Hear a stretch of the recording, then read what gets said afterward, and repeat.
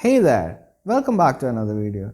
This is Roshan Cyriac Mathew, and in this video, we'll be looking at how to remove duplicate values in Microsoft Excel. Before moving forward, if you're new to this channel and like my content, please do leave a like and subscribe to this channel and turn on bell notification to stay updated each time I upload a new video.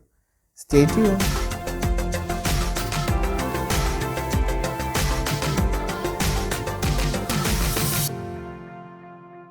Alright, so here we have a sample dataset that contains some duplicate values.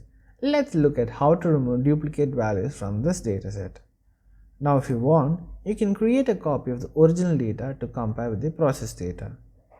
So the first method that we are going to look here is the duplicate method in Excel.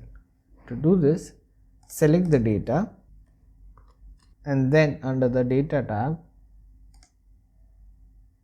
go to data tools and you can see remove duplicate options. And as you can see, a pop-up will appear and this will automatically identify the headers for the data. This will also select all the columns in our data and it looks fine as I want to check duplicates in the entire dataset rather than just for any column. Now if I click OK, it will remove all the duplicates and keep only the unique entries. Now say for example, we want to keep the unique entries in the product column. So to do this, let's first select the data.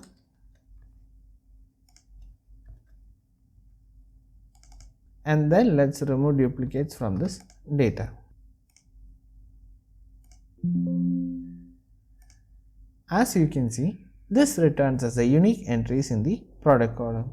Now let us look at another method to remove duplicates in Excel. To do this, we need to first convert the data into a table format.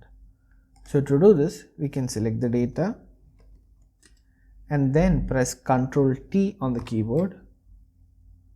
Then it will ask you to create a table, click OK. Now our data will be converted into a table format. Now click on any blank cell in the Excel and type in equal to unique and bring the mouse pointer to the left top corner of the table. Now an arrow will appear and click on the table to select the data table. Close the bracket and hit enter. Now there you have a unique list without the duplicates. Now all you need to do is copy the headers as well.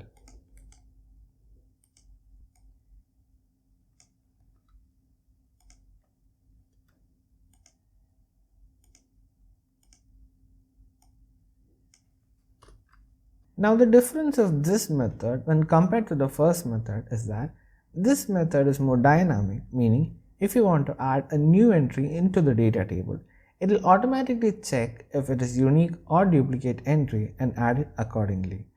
Whereas for the first method, you need to keep doing it manually. So if I add in one more row of the same data,